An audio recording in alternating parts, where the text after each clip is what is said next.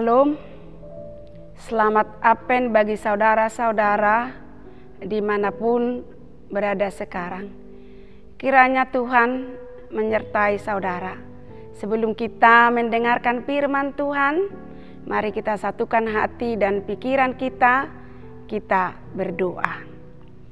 Bapa yang di sorga, kami bersyukur dan berterima kasih kepada Tuhan, karena Tuhan yang selalu memberikan hari yang baru bagi kami, sehingga kami boleh sekarang ini disapa oleh firman-Mu. Kiranya Roh Kudus-Mu berdiam di dalam hati kami. Dalam nama Yesus kami berdoa dan mengucap syukur. Amin.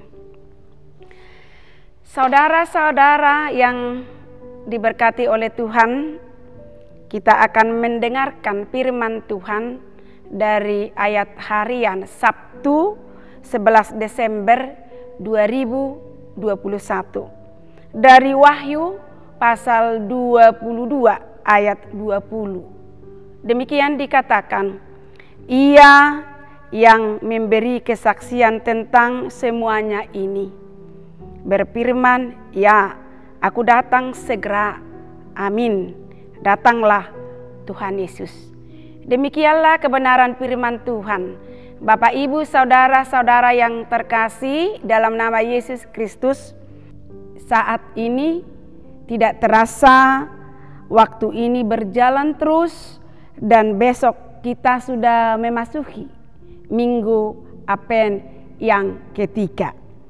Sudah menjadi tradisi bagi kita orang Kristen, orang yang percaya kepada Yesus Kristus, Minggu Advent semua kita adalah menyambut dan merayakan dengan cara kita sendiri, melalui dari hal-hal yang biasa sampai hal-hal yang luar biasa. Bahkan di minggu-minggu Advent banyak juga kumpulan dan persekutuan orang Kristen yang melaksanakan Natal. Yang menjadi pertanyaan, apakah itu salah? Tentu tidak. Tetapi sadar atau tidak sadar sering menyimpang dari makna minggu-minggu Advent yang sebenarnya, yang sudah ditentukan oleh gereja kita. Pemahaman Minggu Advent adalah minggu penantian, minggu persiapan dari diri kita sendiri untuk menyambut kedatangan Yesus Kristus kedua kalinya. Bapak, Ibu, saudara-saudara yang terkasih, kedatangan Yesus di antara kita adalah dikatakan dengan segera Ia datang. Inilah hal yang harus kita pahami, yakni kita harus memegang apa yang ada pada kita dengan mempercayai janjinya. Aku datang segera. Inilah yang menjadi janji Tuhan kepada kita. Kita harus mempercayai hal ini. Tuhan tidak pernah lupa akan janjinya. Kita mungkin bisa lupa akan janji yang pernah kita katakan, yang pernah kita ucapkan. Orang bisa lupa kepada janjinya, tetapi Tuhan tidak pernah lupa akan janjinya kepada kita. Tuhan tidak lalai menepati janjinya. Sekalipun ada orang yang menganggap sebagai kelalaian, tetapi Ia sabar terhadap kamu, karena Ia menghendaki supaya jangan ada yang binasa, melainkan supaya semua orang berbalik dan bertobat kepada Tuhan. Itulah yang dikatakan di 2 Petrus pasal 3 ayat 9, yang artinya bahwa Tuhan akan selalu menepati janjinya. Untuk itu kita orang yang beriman, orang yang percaya, jangan kita ragukan apa yang diucapkan oleh Tuhan. Memang tidak ada seorang pun yang mengetahui kapan saatnya akhir zaman itu tiba. Sebab dikatakan kedatangan anak manusia seperti pencuri di malam hari. Namun yang pasti dikatakan dia akan datang.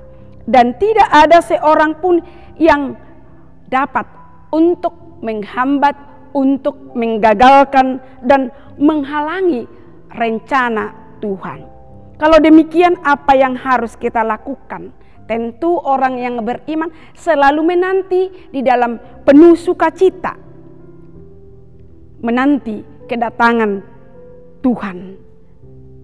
Siap sedialah kita kapanpun dia datang. Sebagaimana dikatakan dalam renungan pada hari ini, dikatakan dalam nats ini, amin, datanglah Tuhan Yesus. Bapak Ibu saudara-saudara, untuk itu tetaplah giat selalu, jangan mundur dalam melakukan kehendak Tuhan.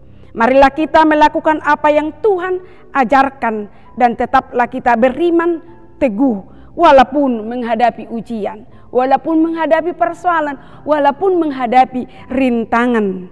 Jangan dipengaruhi suara-suara yang menggiurkan, jangan dipengaruhi dengan ajaran-ajaran yang sesat, ajaran-ajaran yang palsu.